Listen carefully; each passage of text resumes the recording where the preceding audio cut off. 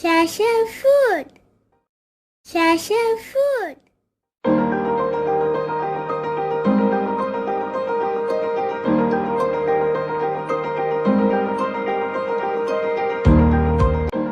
அனைவரும் நலம் பெற வாழ்த்துக்களோடு ஆரம்பம் செய்வோம். ஷாஷா ஃபுட் வீடியோ கமெண்ட் பாக்ஸில் நம்முடைய சப்ஸ்கிரைபர் நிறைய பேர் தாய் ஃபுட் செய்து காட்டுங்கன்னு கேட்டிருக்காங்க. தாய் ஃபுட் செய்து காட்டுங்கன்னு கேட்ட நம்முடைய சப்ஸ்கிரைபர்ஸ்க்காகவும் மற்றும் நம் வியூவர்ஸ்க்காகவும் அடுத்தடுத்து ஷாஷா ஃபுட் யூடியூப் சேனலில் முடிந்த வரைக்கும் தாய் ஃபுட் வீடியோ ஒன்றா நம்ம வியூவர்ஸ்க்காக வரும். வேறு எந்த வகை தாய் ஃபுட் வீடியோ வேணும்னாலும் வீடியோக்கு கீழே கமெண்ட் பாக்ஸில் கேளுங்க. முடிந்தவரை நம்ம ஷாஷா ஃபுட் யூடியூப் சேனலில் அடுத்தடுத்து வீடியோவில் பார்க்கலாம். முதலில் தாய்லாந்து ஃபேமஸ் ஃபுட் பைக்கப்பாவ். கோழித்துண்டுகள் சிக்கன் பீசஸ் சேர்த்து எப்படி செய்வது பார்க்கலாம். ரொம்பவே குறைவான பொருட்கள் வச்சு செய்யக்கூடிய இந்த பைக்கப்பாவ் ரெசிபி 8 to 10 நிமிடங்களில் செய்து முடிச்சிடலாம். நம்முடைய வியூவர்ஸ்க்காக செய்முறை விளக்கம் ரொம்ப விரிவாக கொடுத்துருக்கிறதால வீடியோட லெங்க் டைம் அதிகமாக இருக்குது.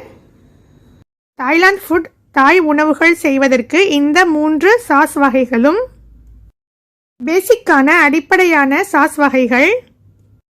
நம்ம ஊர் சாப்பாட்டில் எப்படி நம்ம மிளகாய்த்தூள், மல்லித்தூள், ஜீரகத்தூள் சேர்க்கிறோமோ அதே போல் தாய்லாந்து உணவு வகைகளில் சேர்க்கக்கூடிய அடிப்படையான சாஸ் வகைகள். தாய்லாந்து உணவு வகைகளில் இந்த சாஸோட பேர் ஃபிஷ் சாஸ்.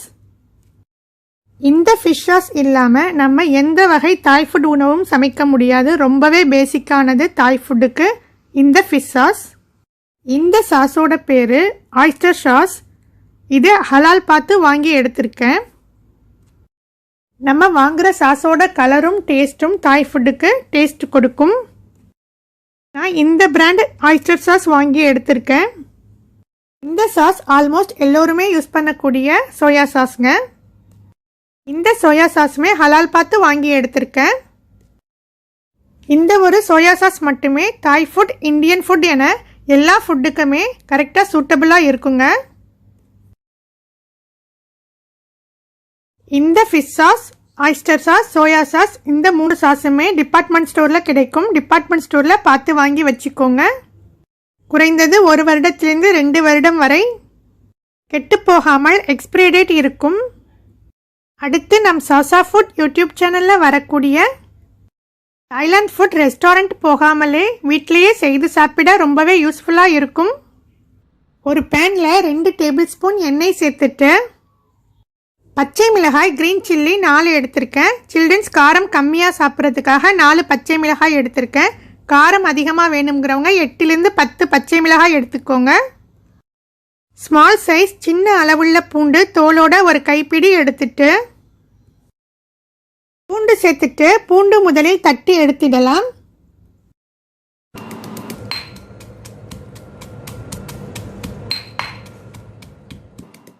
பூண்டு இந்த அளவுக்கு தட்டி எடுத்துட்டு பச்சை மிளகாய் தட்டி எடுத்துடுறேன்.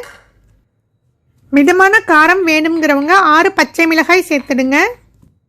காரம் கொஞ்சம் அதிகமாக வேணுங்கிறவங்க 8 to 10 பச்சை மிளகாய் சேர்த்து தட்டி எடுத்துக்கோங்க. உங்கள் காரத்திற்கு தேவையான பச்சை மிளகாய் இதே போல் தட்டி எடுத்துட்டு முதலில் தட்டி எடுத்துக்கிட்ட பூண்டு 1/2 நிமிடம் மட்டுமே வதக்கிடுங்க. 2 சின்ன வெங்காயம் கட் செஞ்சு எடுத்து வச்சுருக்கேன். பூண்டு 1/2 நிமிடம் இந்த அளவுக்கு வதங்கிய பிறகு தட்டி எடுத்த பச்சை மிளகாய் சேர்த்து வதக்கிடலாம்.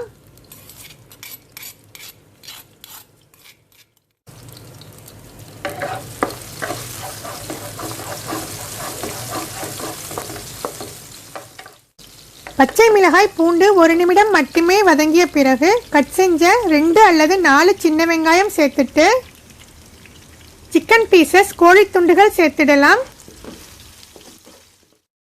கோழித்துண்டுகள் கட் செய்யறதுக்கு முதல்லையே உப்பு போட்டு நல்லா கழுவி சுத்தப்படுத்தி எடுத்திருக்கேன். போன்லெஸ் சிக்கன், எலும்பு இல்லாத கோழித்துண்டுகள் 300 கிராம் எடுத்துட்டு இதே போல் சின்ன பீஸாக கட் செஞ்சுட்டு ஸ்மால் பீசஸ் சின்ன பீஸாக கட் செஞ்சுருந்தாலுமே இதே போல் கொத்தி எடுத்துக்கணும். சிக்கன் பீசஸ் எந்த அளவுக்கு நல்லா கொத்தி எடுத்துக்கணுங்கிறத வீடியோ கட் செய்யாமல் காட்டுறேன்.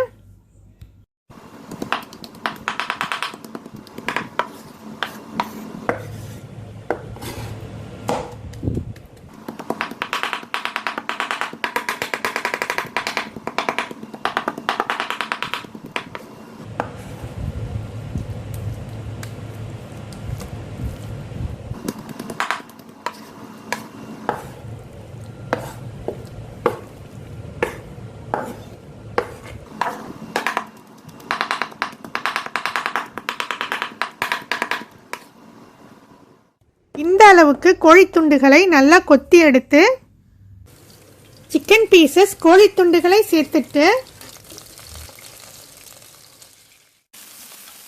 2 நிமிடங்கள் இதே போல் நல்லா கொத்தி விட்டுக்கிட்டே வதக்கிடுங்க.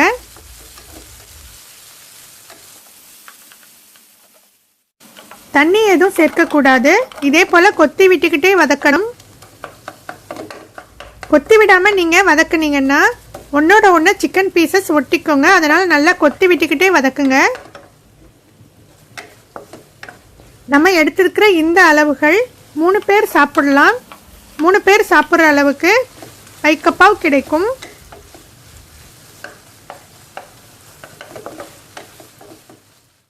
கோழித்துண்டுகளோட தண்ணி எதுவுமே நம்ம சேர்க்கலை. கோழித்துண்டுகள் விட்ட தண்ணிலேயே கோழித்துண்டுகள் வெந்துக்கிட்டு இருக்கு. சிக்கன் பீசஸ் கோழித்துண்டுகள் விட்ட தண்ணி பாதி அளவு வற்றிய பிறகு 1 table spoon oyster sauce, 1½ table spoon soya sauce, 1½ மேஜை கரண்டி, ஃபிஷ் சாஸ் 1 டேபிள் ஸ்பூன் எடுத்துட்டு தண்ணீர் 1/4 கப் சேர்த்துடுங்க. நான் 1/4 கப் தண்ணீர் சேர்த்துருக்கேன். கொஞ்சம் கிரேவி டைப்பில் லிக்யூடாக வேணும்னு நினச்சிங்கன்னா 1/2 கப் தண்ணீர் சேர்த்துடுங்க. இதே போல் நல்லா மிக்ஸ் செஞ்சு விட்டுட்டு சிக்கன் பீசஸ் கோழி துண்டுகள் விட்ட தண்ணி பாதி அளவு வத்திடுச்சு. இப்போ நம்ம எடுத்து வச்ச சாஸ் வகைகள் சேர்த்துடலாம். சாஸ் வகைகள் சேர்த்த பிறகு சிக்கன் பீசஸ் கோழி துண்டுகள் 2 நிமிடங்கள் சாஸ் வகைகளில் சேர்ந்து வேகட்டும். உங்களுக்கு தேவையான அளவு காரத்திற்கு பச்சை மிளகாய் அதிகமாக சேர்த்துடுங்க.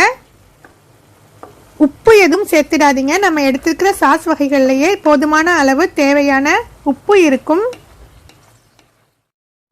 இது தாய் ஃபுட்டில் சேர்க்கக்கூடிய நீளமான பீன்ஸ் வகை. இந்த பீன்ஸ் கிடைச்சா சேர்த்துக்கோங்க, இல்லைன்னா ஆப்ஷனல் தாங்க. எல்லா இடங்களிலும் கிடைக்கக்கூடிய துளசி இலை, தாய் பேசில் லீவ்ஸ்னு சொல்லுவாங்க. இது நம்ம ஊர்லேயும் கிடைக்கக்கூடிய துளசி இலை தாங்க. துளசி இலைகளை மட்டும் தனியாக எடுத்து தாய் பீன்ஸையும் துளசி இலைகளையும் கழுவி சுத்தப்படுத்திட்டு சிக்கன் பீசஸ் கோழி துண்டுகள் சாஸ் தண்ணியோடு சேர்ந்து 2 நிமிடங்கள் வெந்த பிறகு இந்த அளவுக்கு தண்ணி வற்றிய பிறகு உங்களுக்கு தேவையான அளவு லாங் பீன்ஸ் கட் செஞ்சு சேர்த்துடுங்க. ஒருவேளை நீங்கள் இருக்கிற இடத்துல லாங் பீன்ஸ் கிடைக்கலன்னா விட்டுருங்க. லாங் பீன்ஸ் ஆப்ஷனலாக எடுத்துக்கோங்க. லாங் பீன்ஸ் சேர்த்துட்டு 1 நிமிடம் மட்டுமே வதக்கிய பிறகு 1 கப் அளவுக்கு துளசி இலை கழுவி சுத்தப்படுத்திட்டு சேர்த்துடுங்க. தேவையான அளவு துளசி இலை சேர்த்துட்டு உடனே அடுப்பை ஆஃப் செஞ்சிடுங்க. துளசி இலையோட ஃப்ளேவர் அதோட ஹீட்லேயே நல்லா பேட்கப்பாவில் இறங்கிடுச்சு. ரொம்பவே டேஸ்டியான பேட்கப்பாவ் ரெஸ்டாரண்ட் போகாமலே வீட்டிலையே ரெடி ஆகிடுச்சு. பேட்கப்பாவ் ஃபுட் 2 விதமாக சாப்பிடலாம். ஃபர்ஸ்ட் மெத்தட், ஒயிட் ரைஸ் மேலே இதே போல் பைக்கப்பாவ் கிரேவி வச்சுட்டு ஒயிட் ரைஸோடு சேர்த்து இதே போல் பேட்கப்பாவோட ஒயிட் ரைஸ் சேர்த்து சாப்பிட ரொம்பவே டேஸ்ட்டாக இருக்கும்.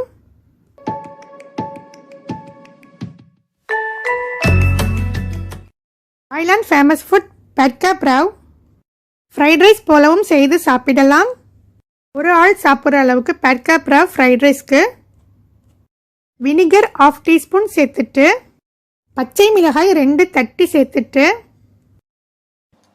பேட்கப்பாவ் gravy 3 4 tablespoon சேர்த்துடுங்க.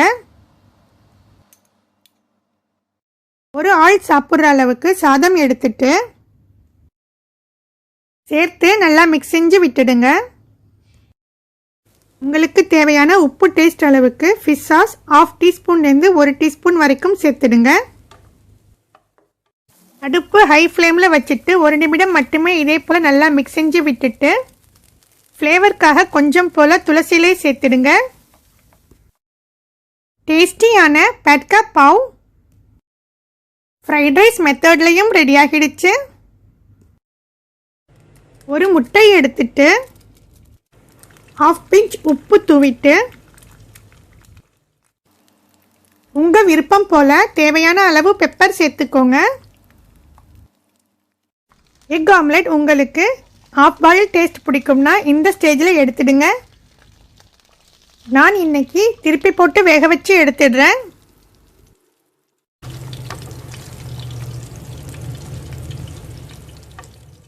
Bad kra pao fried rice ரெசிபியோட இதே போல் முட்டை எக் ஆம்லெட் சேர்த்து சாப்பிட ரொம்பவே டேஸ்ட்டாக இருக்கும்.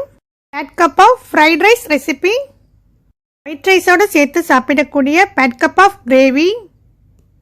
நீங்களும் செஞ்சு பார்த்துட்டு எப்படி இருக்குன்னு கமெண்ட்டில் சொல்லுங்கள்.